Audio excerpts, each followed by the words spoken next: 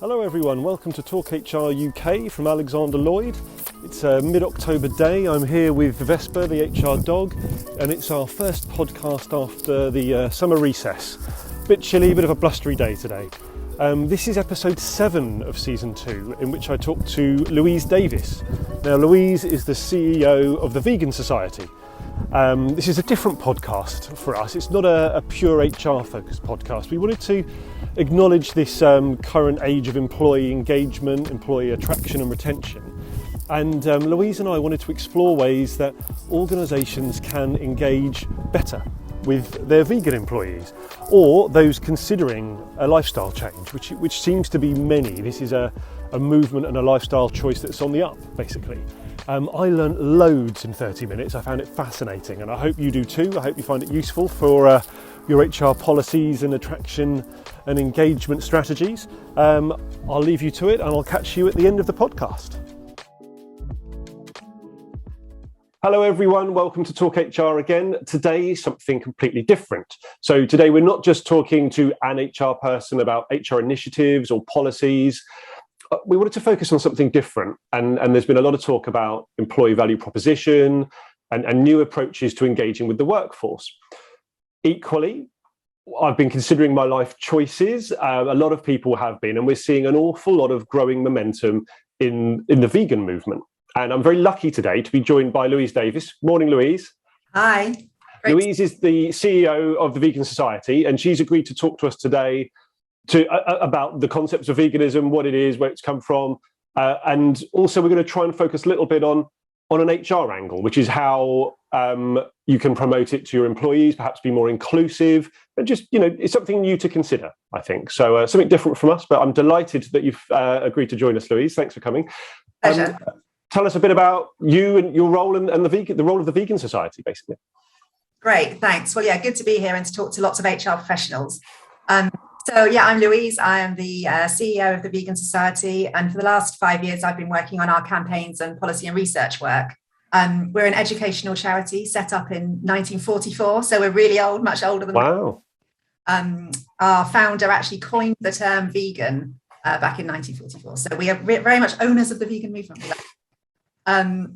But really, we support people who are on their vegan journey and try and promote the benefits of a vegan lifestyle, both to individuals and for system change, really. So we do some work with politicians and policymakers to try and shift society towards a healthier and more compassionate and environmentally friendly lifestyle. Excellently said. That tells you everything you need to know, I think. That's wonderful. So, to take that a little further, what does it mean to be vegan? Because it's, in my ignorance, going back a couple of years when a couple of the friends I was working with adopted veganism, and it's just a diet, right? But obviously much more. Tell us more. Yeah, that's it. That's a common misconception, actually, and I think that will be something that will probably come up in our conversation quite a bit, because that's sort of where the employer obligation comes in realizing that it's more than a diet. So vegans will obviously consider what we eat and avoid all animal products in our diets. But we'll also look at our clothing, our cosmetics, our toiletries, everything that we engage with in our lifestyle that we can control. And the Vegan Society definition of veganism is as far as is practicable and possible. So there are some things like, I don't know if you remember, there's a bit of controversy about the new £5 note, which has got some product in it. And of course, as a vegan, you can't, most vegans would not say they're not going to touch a £5 note because, we need to live in a non-vegan world. But yeah, it's very much a lifestyle and a way of life and a philosophy. And I was talking to someone the other day who said, I get confused between veganism and gluten-free. And I sort of thought, I'm fairly pragmatic. I'm not, I'm pretty relaxed about these kind of things. But it does make you realize that vegans with a deeply held philosophical belief, it's very different from a dietary choice, even if that's kind of for health reasons or whatever. But it's very much something that is for many vegans, and some people are coming to veganism purely for health reasons, but for many of us, it's something that we're very committed to and plays a huge part in our life decisions.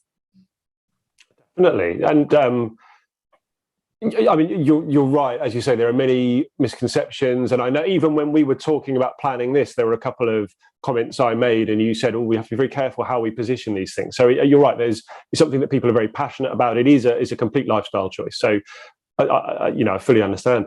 So why do you think it has become far more popular? That's where this podcast came from. Is I think businesses do need to do more to engage with their vegan employees, basically, and that's what we're hearing. But why do you think there's been this groundswell in the movement of late? Yeah, it really has grown exponentially over the last sort of 5 years or so. I like to think since I started my campaigning work at the Vegan Society, but that might be pushing it somewhat. But I think there's a number of different reasons. I think, social media and the internet have played a huge part. We've seen some really compelling documentary films like Cowspiracy and Seaspiracy and Game Changers and things like that, which I think have really driven awareness. The growing concerns around the climate crisis, I think, are making everyone think about all sorts of behaviours that they undertake. And there is, growing science and evidence about dietary shifts being needed. And I think that's drawing some people to veganism. We're seeing lots of younger people come to veganism. And I think you see through, again, in the environmental movement, Fridays for the Future, young people just seem to be much more connected and have really strong values and understand the importance of what they do to protect the planet. And I think whatever route people are coming into changing what they eat, whether it's for health reasons or because they're aware of animal cruelty or because they're concerned about the environment, one leads to the other. And once you start researching and start understanding all of the areas of veganism and starting to consider the role of animals in our lives, I think it takes people on a journey that ultimately ends up in them saying, you know what, I'm just going to go for it. And, it's so easy now to be vegan. So some of my colleagues have been vegan. In fact, one of my colleagues has been vegan for about 25 years. You just think, well, I remember being vegetarian that long ago and it wasn't that. And now you go into any supermarket and you've got a plethora of options. It's just, products are so much more available. So I think there's a number of different factors, but it becoming more easy, education and information being more accessible, and that kind of driving activism and ethics of the youth, the young people has been a major factor too. We did wonder whether the millennial effect was a factor, because you're right, as you say, people are far more conscious of how they live their lives, their value system, their health. It's incredible, isn't it? It's a good thing at the end of the day. I mean, really positive.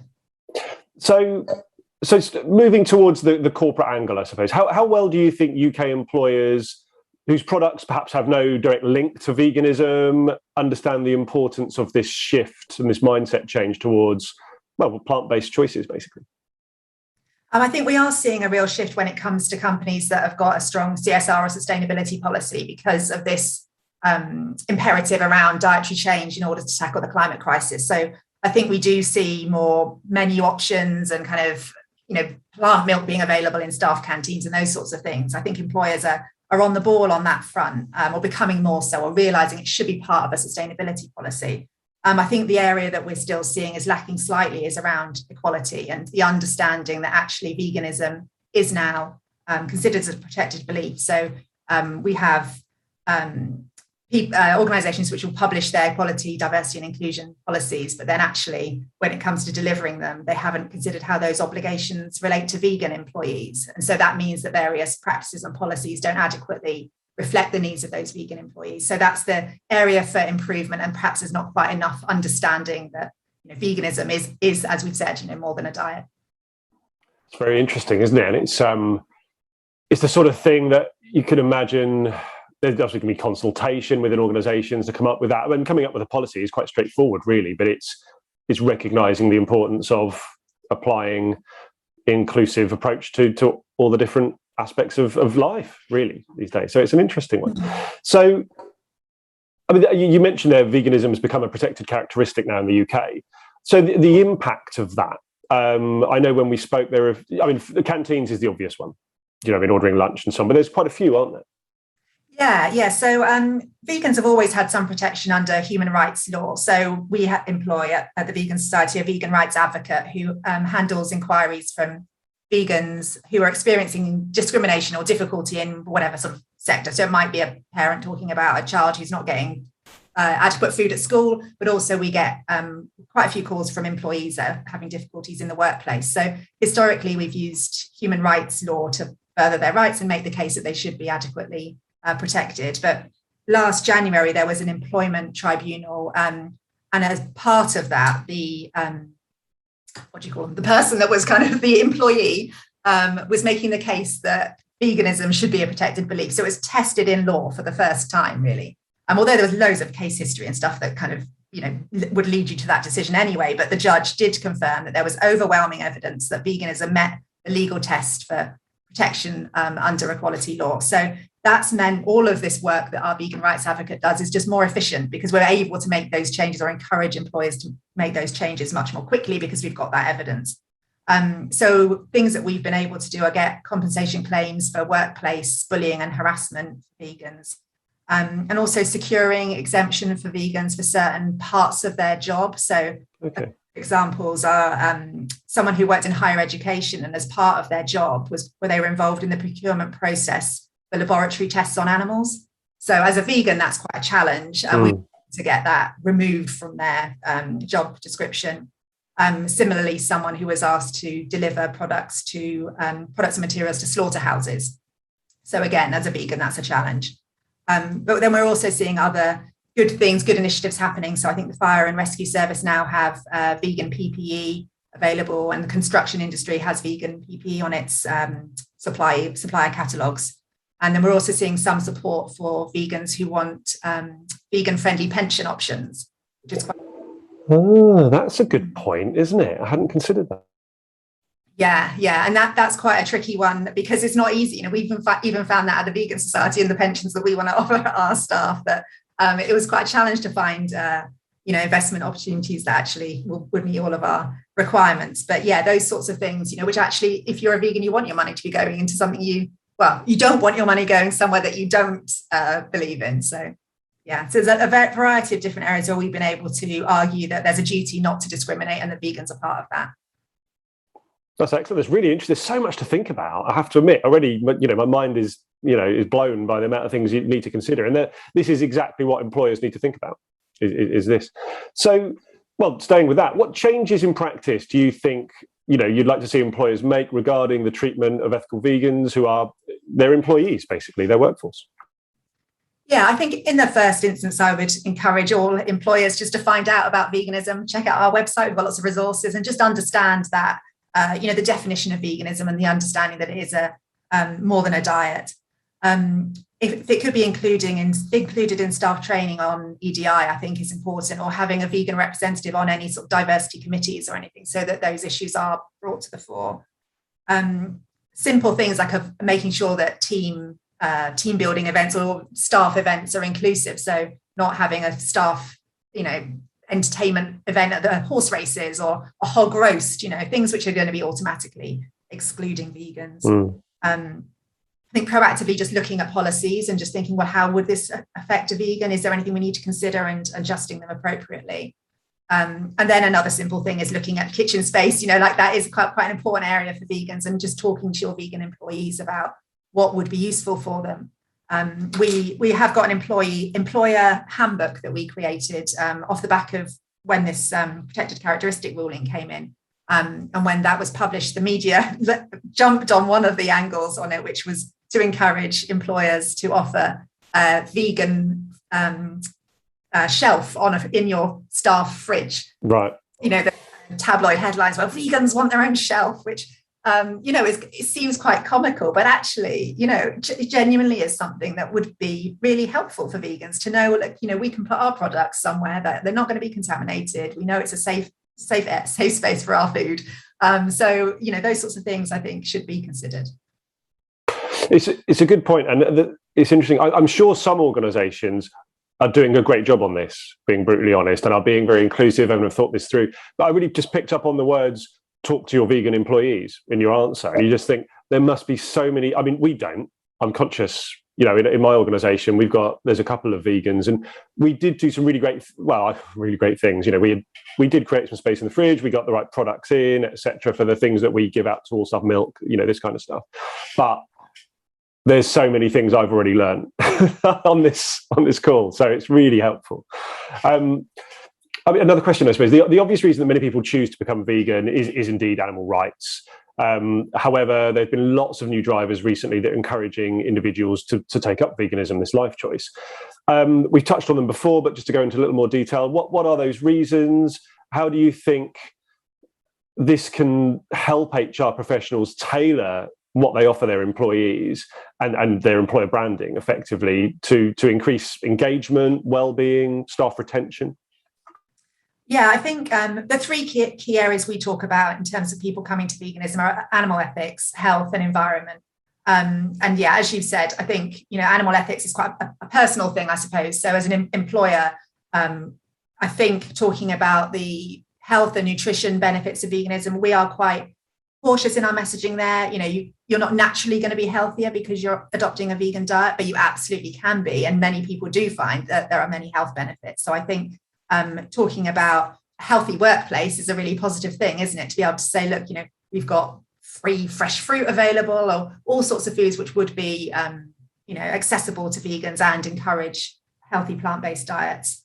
And I think, as we've said, the environmental case is huge. And I think many candidates are looking for workplaces that really have got a very strong, committed environmental policy. And I think showing active support for plant-based diets plus other elements of a vegan lifestyle would be a really positive thing to talk about and shout about.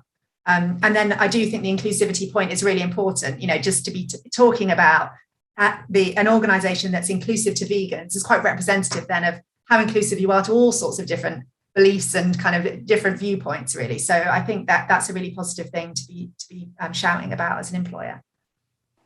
Definitely. And I still think, and I'm sure this is obviously good news for your organisation, but I think there are a lot of people who are teetering on the brink of veganism, and it's always these little nudges that make people adopt lifestyle changes in any direction, isn't it? And as you say, if you get a role with an organisation, or even if your existing employer starts to make noise about this, I think you're likely to encourage, that change, which is fantastic. What a great thing to have been encouraged to veganism by your employer. That's a fantastic way to talk about where you work as a great place to work, isn't it?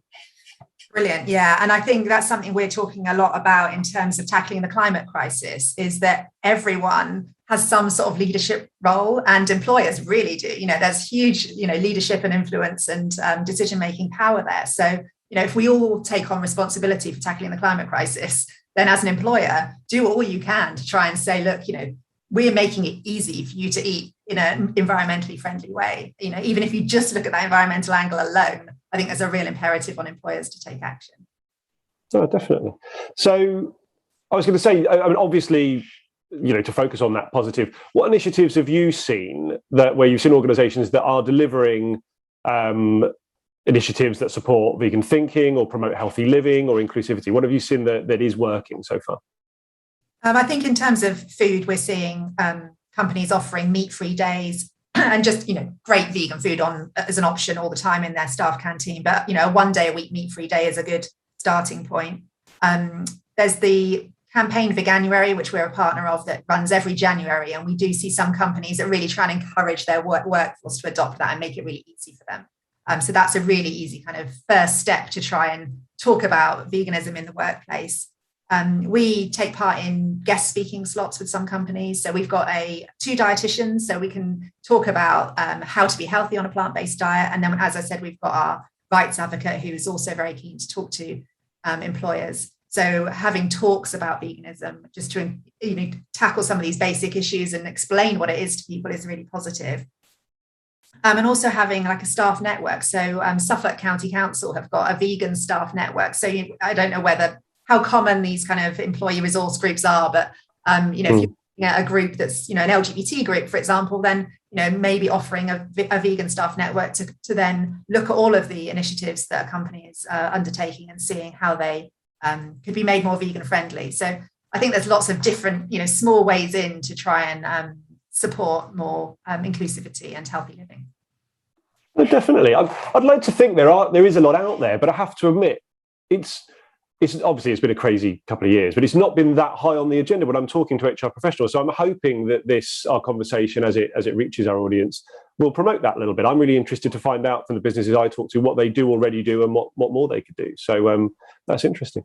And I suppose most importantly, to finish up, for organisations that watch this or listen and think we do need to do more, who should they contact? What's the best way of getting off getting things moving to promote veganism in their business? Sure. Well, we've got a website, vegansociety.com/workplace, which has got lots of stuff in there about, support for employers, including the employer handbook that I mentioned earlier. And there's actually a little video from a all-party parliamentary meeting that we had talking about veganism in the workplace. And someone from the Suffolk County Council Staff Network is on there talking about what they do. So if you would like to take a look at that, that's a good starting point. And then, if you want to email our vegan rights advocate, happy to have a more in-depth talk about certainly the legal obligations in terms of protecting vegans in the workplace. The best email is knowyourrights@vegansociety.com. And anyone could, of course, can just drop me an email at ceo@vegansociety.com. So more than happy to chat to anyone who's, interested in finding out a bit more or wants to get involved with, we do a number of different pledges. So we're part of Veganuary, but we also do an environmental 7-day pledge, which we're going to be promoting a lot in the run up to COP26. Right. We've got low carbon vegan recipes and lots of resources there. So that could be a fun 7-day challenge to set for staff. That sounds great. And I'll make sure when we post this on LinkedIn, which is normally the first place it appears, I'll put, if I may, some of those links in to make it easier for people to connect. Absolutely. But hey, thank you. I've learned so much in such a short time about what more. I'm from a small organisation of about 20 people, but I can already think of about 6 things we're not doing right.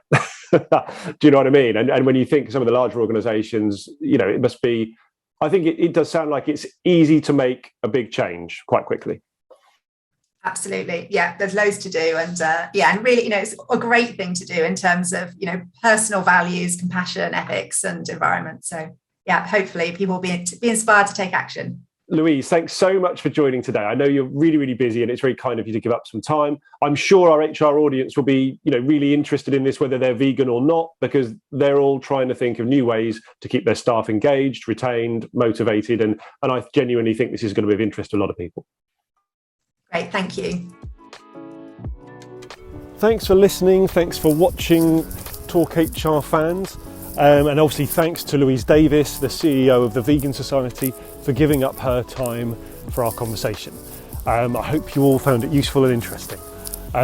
All previous episodes, season 1 and season 2, are available on the Alexander Lloyd YouTube channel or to listen to on Apple Podcasts or on Spotify. So you can watch and listen to your heart's content. Please do like and subscribe for all future episodes. I'm Simon Geere, as always, the HR recruitment specialist looking after London, Surrey, Sussex and Kent. We're Alexander Lloyd, the HR recruitment organisation. Hope you've enjoyed our podcast and we will see you all next time. Many thanks, everyone.